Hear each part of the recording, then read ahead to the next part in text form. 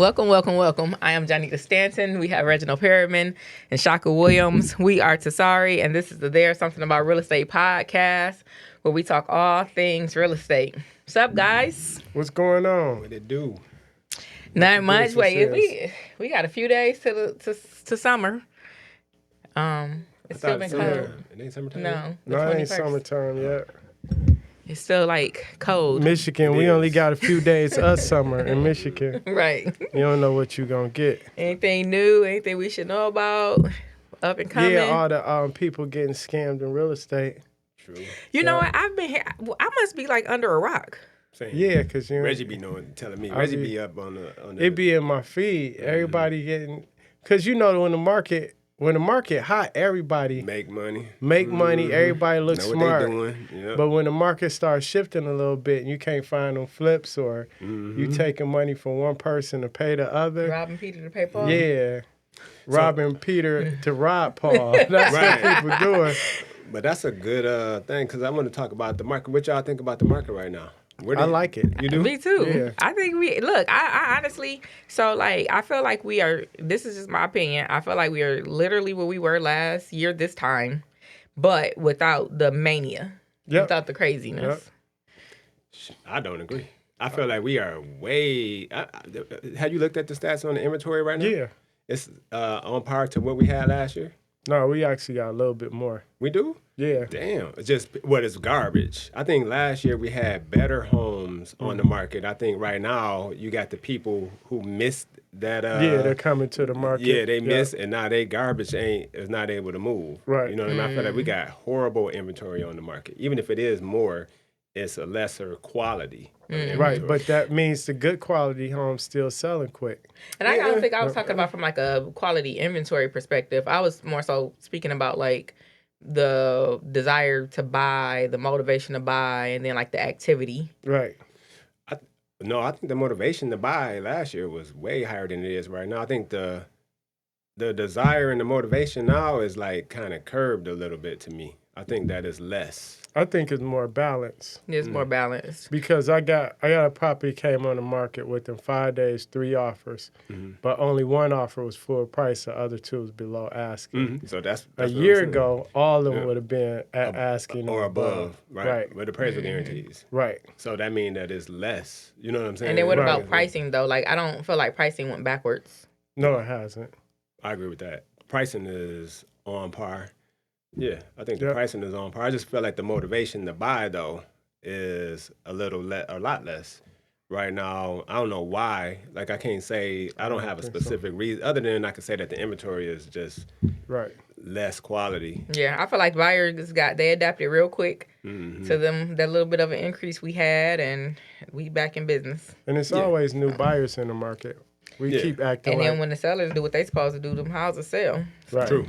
That's true. Yeah.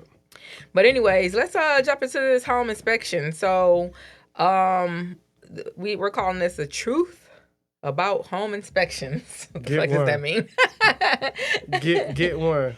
If you're an owner, occupant buyer, first time buyer, get one. Even if you get it for just informational purposes only. Okay. That's the most so it's crazy, right? Right. We just had this. I don't know where it was at, but we just had this. On our last one? Oh no. It was our fifth. Oh, so it was one of ours.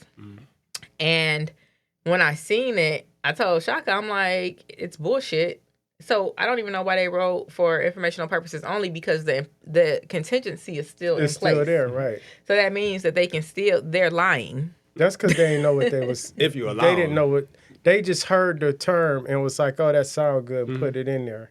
But what it really mean is when I write that on investment property, that means nothing really is going to stop me from buying this property. I just want to know what I'm getting into. But that's what it's supposed to mean across the board. Right. But then the people that come back and still haggle you or ask for things, that was false because it was not for informational purposes only. Then you don't have to honor it. Yeah. So, I mean, it's up to us. We could have asked when they put that to make sure that they remove the contingency. Right. Yeah, all right, cool. This for informational purposes only. Make sure so we want you to put in an addendum that you're removing the inspection contingency off rip, if that's what it's for.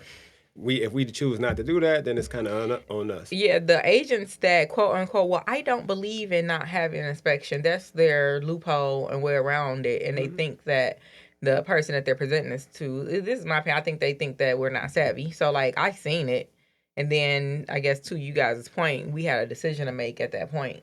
And I decide, not I, but he didn't have a problem with it. But I'm just saying, like for me, when I'm reading it, like just put your days that you want for your inspection, and either get rid of the contingency or don't.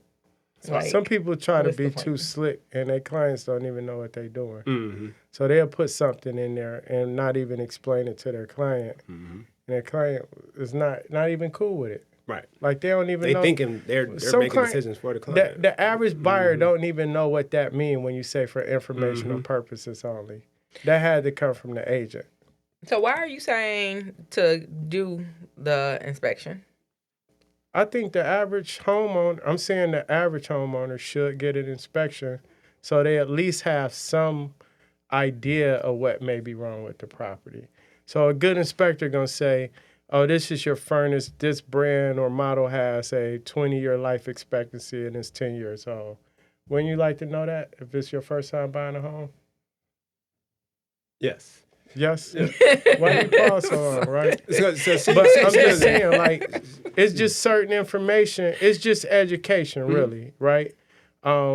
Maybe you don't even get that home, but when you go to the next property, now you know what to look for, right? You might not even make an offer on the next home because you've seen something. So I think it's just good information to have. Not to say that every inspection is a good quality inspection, but it's just good to have. Okay. So I agree with Reggie 100%, but I understand where Janita's kind of alluding to a little bit, right? Right. So I agree that you should get a private inspection, but I feel like the agent needs to do a better job, and the private inspector needs to do a better job of educating the buyer on what it is that they're doing, what their purpose of their inspection is, because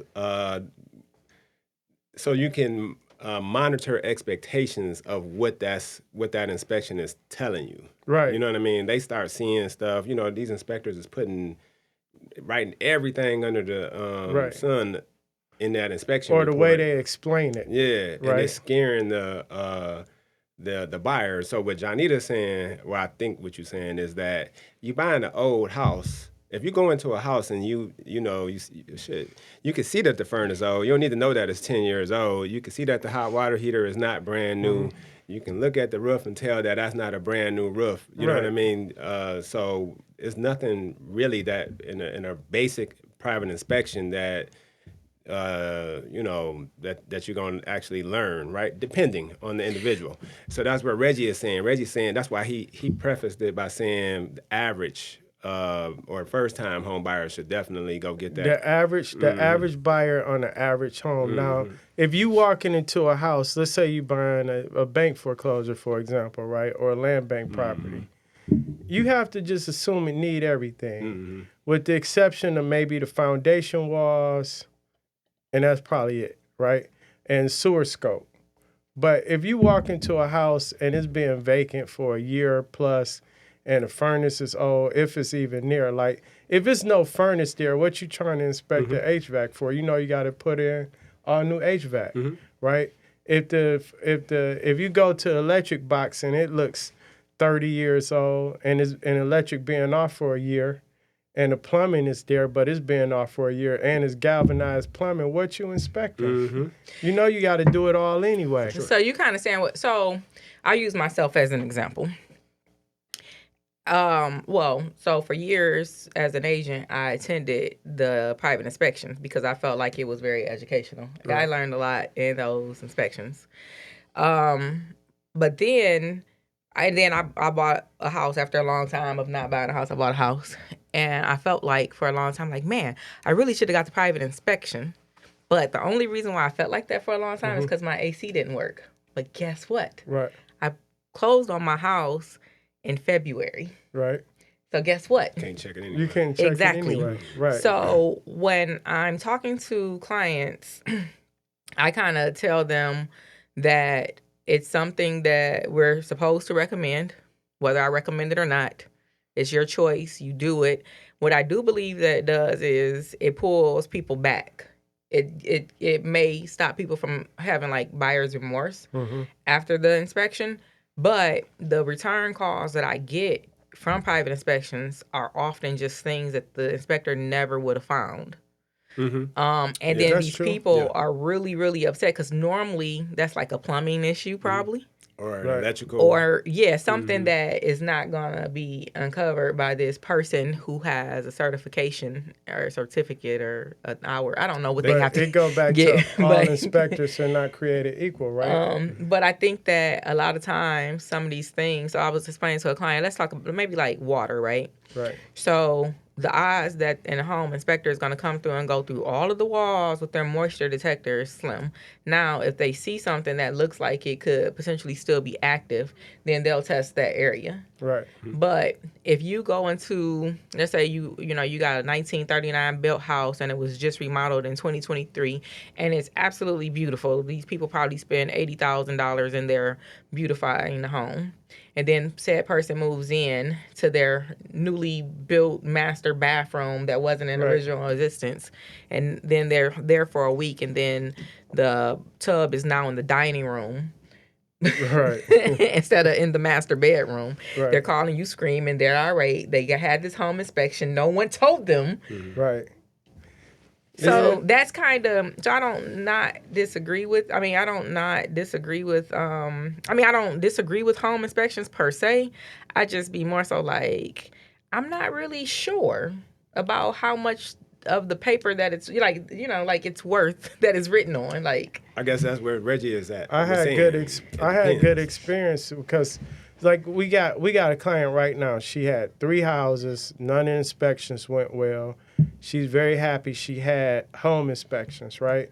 But then on the 4th house, she was like, I don't need a home inspection. I'm just going to wait and let FHA do their appraisal inspection, right? But she was only confident with that because when she went to this house, she started looking for all the stuff that bothered her on the last couple of deals, right? So to her, that's what she needed to know to where she was comfortable with not having an inspection. The average buyer ain't going to 3 or 4 houses and backing out. And paying bottom inspection. Yeah. So for her, it was I don't want to pay again. I don't know if she didn't want to pay again and get disappointed again, but she felt like, okay, I know enough to look through this property and I'll be satisfied if FHA just come back with something. I think that's to Janita's point. Right. Man. So that's what she's saying. Like, bruh, after you... But that's not the average buyer. Then she spent $900 on inspections, and then she felt like she was an expert. She was educated. She was educated, right? But that's what I'm saying. The average buyer do need to at least go through it. I'd be like, I be telling my clients, I could just send you 5 inspections that I just had, so you can look through those. But I'm just playing. I want to talk about this private inspection versus the appraisal inspection versus the city inspection. And the FHA. So I do want to say this too, before we go into that subject. If you're buying a home, you have to, sometimes common sense have to kick in, right? If I'm buying a home from somebody that's elderly and maybe they're the only person living in this house, and say it's a 1,800, 2,000 square foot home, 2 bathrooms, 1 on the first floor, 1 in the basement, right? And you go in this home and you can tell this person probably only occupied and utilized maybe 1 or 2 rooms in years. Like you go in the basement bathroom, it's cobwebs, right? And you're moving in, you got a family of 5. You know what I'm saying? 3 kids, teenagers, young kids, and all of that. That house is going to have something go wrong with it, right? Because even though the inspector going to come in there and run the water in the bathrooms and all of that, the wear and tear you put on that house in the first 3 months going to be completely different than an old person that was living there. So you got to expect something is likely to go wrong just from normal wear and tear because you're putting more on that property. You know what I'm saying? And the inspector's not going to catch that, though. Yeah, they're going to test the wall sockets and all that. They're going to tell you need a GFCI and all of that. But when you start running a microwave, AC, 5 video games, Flushing the all toilet. that stuff, flushing all the toilets at the same time while everybody taking a shower, you probably, whatever was wrong is probably going to disclose itself then, unfortunately. Yeah. Right. So the private inspection, so that's what y'all need to send. So the private inspection is not fail safe. It's Right. It really is for informational purposes only. only. Yeah, but it can, there is stuff that can come up that can save you a lot of money and time, right? Yeah. But it's not 100% proof, but it's closer to 100% than not having one at all. What? Is what I'm saying. Yeah. Even if it's 60%, if it found 60% of the issues, that's better than nothing. Like I said, I just think that it's good because it makes people stop and think. It Right. gives you, so when I'm coaching my clients through this, I say, look, you're going to get a lot of red, even if they don't get a lot of red. You're going to get a lot of red. Their job is literally to come in here and tell you everything that's wrong. The door is falling off the hinges. This needs caulk. It has nail pops. I don't know, you have efflorescence on the wall, you got double tapping and lugging, this AC is 25 years old, but it works. Like, whatever it is. So you talking real estate jargon. I understand, because I'm getting ready to break it down. Average buyer though. don't know that. But what I'm saying is, the reason why I do like it is because it does make the person stop and think a little bit before they move forward. And then two, if the agent and the inspector are on the same page, it lets people know what they need to budget for. So are you not going to buy a 1945 house that is in really good condition because you have a 20-year-old AC? Well, if it works, you might want to budget for it. But if that's a non-negotiable, it's a non-negotiable. It is what it is. But I'm also tell people, like, look, let's look at this as an opportunity to go in here. It's going to tell you everything that's wrong. And then, some things we can go back in for negotiations if you feel like we need to. But more than that, it's just your budget list. Right. There you go. I don't think there's a right or wrong answer. I think you should get it. Just you need to have expectations. But you want to go into what the differences are? Yeah. So private inspection versus when you get an appraisal and the inspection that's within the appraisal, and then what the city does. The appraiser only looking out for lender requirements or FHA requirements. Roof life expectancy, furnace and working order. They're not going to tell you something like it got a cracked heater exchange or nothing like that. Or if something looks off, they're going to recommend you have a licensed HVAC. You talking about conventional? Are you talking I'm talking about FHA. Okay. They're going to recommend, we recommend you have a licensed HVAC person or a licensed electrician look at this or a licensed roofer. But a private inspector is probably going to tell you got a cracked heater exchange. This thing leaking carbon monoxide. I feel like FHA is only looking for safety issues mainly. And on occasion, you will get that. I think they look for the smoke detectors, the trip hazards, the handrails, all that stuff. Right? Life expectancy of the roof, that foundation. You don't really need them for, right? That's, science of water. You can, common sense, right? The appraiser is there to protect the lender's interest. Not put yours, it that way. yes. They trying to protect the lender's money that's loaning you that $300,000. They trying to make sure you got a $300,000 property that's not going to fall apart and you want to default.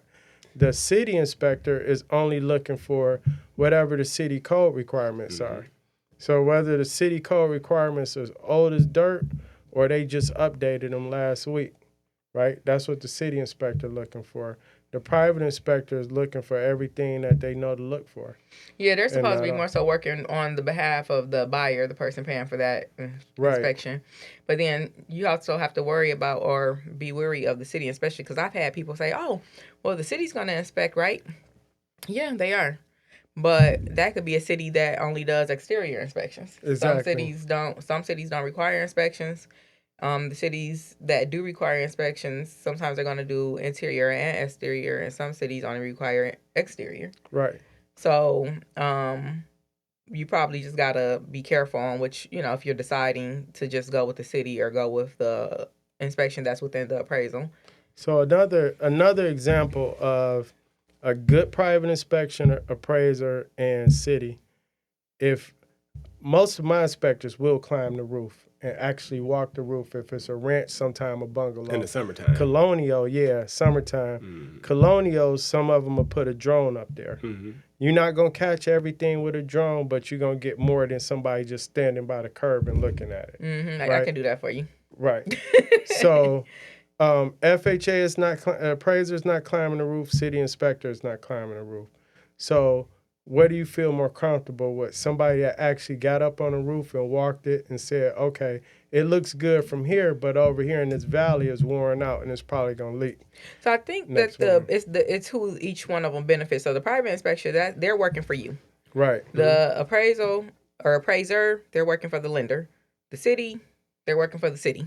Well, they're supposed to be working for you too. Well, so they're working for the city to make sure that the neighborhood is maintained to a certain standard. No, they're making sure the home meets building codes. Safe. Right.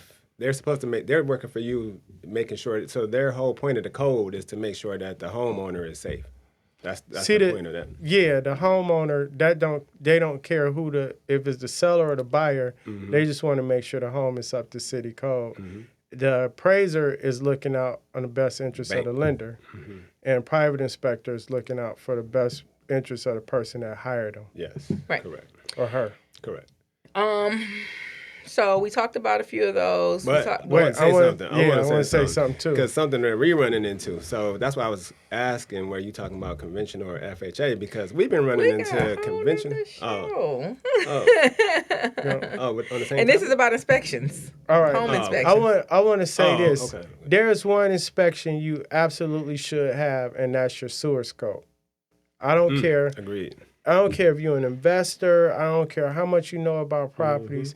If it's an older home, you should get a sewer scope. I've seen people actually get sewer scopes on new construction properties and found issues because when they did all the plumbing and laid all the drainage and then the guys came in and covered everything Concrete. up, the pipe shifted. And it wasn't a noticeable shift because you couldn't tell it because water was still going out. Because it's all new. Of course it's going to go out. Nobody's using it. But as it's shifting, it's going to continue to shift as that house settle. And if they hadn't have done a sewer scope, they probably wouldn't have noticed that for maybe another 5-6 years. And then who's to know? I don't know if it was still been under warranty or not. And with the sewer scope, you can actually get a warranty, right? Yeah. So it's a win-win there. I agree. Right. So I think do like sewer scope. The sewer scope and maybe foundation are the two that I think is mandatory regardless of. Right. So even if you don't get a private inspection. Have y'all ever told your clients to go ahead and get a professional roofer, plumber, HVAC, and someone to scope the sewer to come out? It depends on what the client's concerns are. So some clients, they'll say, I want this house regardless. I'm about to gut and redo all of this anyway, but I just want to know if the roof and foundation is good. Well, call one of those foundation companies and call a roofer out. And that's it. Now, the roofer may try to sell you on the roof regardless, but you're going to have a licensed roofer that know what roof should look like. You hope so. Well, they are going to be trying to sell you on the roof. And I think it depends. No. So the answer is no, unless after the private inspection, you have those issues show up in the private inspection. So if in the private inspection is a whole bunch of plumbing issues that the inspector pointed out, then that's when I'm going to say, you should get a licensed plumber over here. Right. Or a licensed electrician. Because you still need the inspection, but you also, most importantly, you need to know what it's going to cost to fix it. So if they say this is good, but you got another 4 or 5 years with the furnace or whatever the issue is, what is that going to cost you in 4 to 5 years? And do you want to address it now with the purchase price, or are you comfortable with moving forward? Okay. Are inspectors required to be licensed? In some states. Here in Michigan, yes. Yes. I've never heard any of the inspectors. So when I ask the inspection company that I use all the time, they say we are not required to be licensed. But some inspectors have a builder's license, and they do inspections for a living. That's why some inspections they'll give you. You said are they required to be? No. Oh no, then all right. No, if you're not required to be, but you should only go to a licensed one, so you can have somebody to sue. Some inspectors they'll say this repair, they'll give you a price range for the items. So what I found is with some inspectors that I've come across, for like qualifications, when people are searching, they will know, well, I'm a licensed builder. Right. Just so that like sets them apart. Means nothing though, by the way. So that means literally nothing that you're a licensed, but it just mean that you passed the test. Same thing as saying I'm a licensed realtor, kind of. Don't mean you know about real estate. But you have a basic knowledge of what you should know. Nope. Don't agree. So you're saying that a licensed builder wouldn't be better than a person who went and got their certificate? Say that again. You're saying that having a licensed builder wouldn't be better than the person who went and got the certificate? I'm saying no, not necessarily. So having a licensed builder, bruh, there's a lot of licensed builders don't know what the hell they talking about. A whole bunch of them. They passed the test to get their builder's license, but they don't know anything about building. They know more than the person that hired them. Yeah, but they don't know more than another person that does their same job. Well, I mean, that's what we're comparing them to. I'm not comparing them to somebody that knows nothing. We're looking at the person that's hiring them. No, I'm comparing them to of experience. I'm comparing them to who you would hire. So I'm not going to hire you just because you got a licensed builder. That don't mean nothing to me. But what I'm saying is, I'd rather hire an inspector. So if I got Inspector A that don't have a builder's license, and I got Inspector B that has a builder's license and understand different quality of drywall and all the details, because they had to study it to pass the test, I'm going to hire that inspector. But that's where you're wrong. Not to mean they know how to hire it. Just because they passed the test don't mean they understand that. What about the ones who worked as a builder for 20 years? They just had to pass the test. That stuff is on the test. Yeah, it doesn't mean that you understand it. You just passed the test. But they have a basic knowledge of it. No, they do not. They have to have a basic knowledge to pass the test. I'm gonna tell you why you can't argue with me on this. Right. Because I'm around a whole lot of licensed builders. I've been around a lot of licensed builders that don't know shit. Literally. Right. But they got their license. They know more than the average person. Well, when I'm comparing them to the license, I'm comparing them to other people that do their job. So if I'm hiring a person that's doing comparing them to the inspector. To the other inspector. So if I have an inspector that's been doing inspections for 20 years, and I got a licensed builder, but he's not licensed. Right. But then I got somebody that just got their license, their builder's license a year ago. I'm gonna hire a person for 20 years. Yeah, but you just said the opposite though. But but the 20 years wasn't a factor then before. Exactly. That's my point. My point is that just because you have your license does not mean that you know what the hell you're doing. That means nothing. That's what I said. That was my original comment. So it's the same. It means nothing. Now, if you got a person that's been a licensed builder and actually was active building homes or doing remodels and all that type of thing, then they wouldn't be doing inspections. No, they do. So that's kind of more so what I was talking about. So like I've had a number of licensed builder. They built homes for 20 or 30 years. Now they're probably 70 or 60 something plus, and now they're doing private inspections. Yeah, I know people. That person, for sure. You know, now if I got to choose that person versus, I'm going to pick them anyway because they've been doing it for 20 years. Yeah. Whether they licensed or not. They're going to come with their carbon copies. So you said... handwriting with pencil. Yeah. I hope not. I don't necessarily want that's that dope. But I have had that person. And that person has been amazing and did a really good job in comparison to... It's just going to be hard. Experience always going to win. I don't care what license you have. Because I know a paralegal that knows more about some attorneys that's just 3 years in, My point, yeah. So I understand what you're saying, but when we start looking at experience, of course that's going to trump just the license itself. That's it. That's all I'm saying. Right. I don't care about your title or your license. I want to know what your experience is. Right. All right. So break down what to expect from expect from the inspector. So this is what I tell my clients. Expect that this private inspector, you're talking about a private inspector. Yes. Right. Is going to put every single thing that they can find that's wrong with the house in this inspection report because they don't want to be held liable or responsible for not saying something. Right. So that's what I think you should expect. And they're only gonna note stuff that they can physically see. They're not gonna tear out any wall paneling to see if the wall's buckling behind the drywall or the basement paneling. Or the pipe burst. You're gonna get a little bit more information than you could physically see. or that you didn't know about the property. But at the same time, this is not to scare you out of buying a home. This is just giving you information. So just because they say the furnace is old, that's just something for you to go back and negotiate.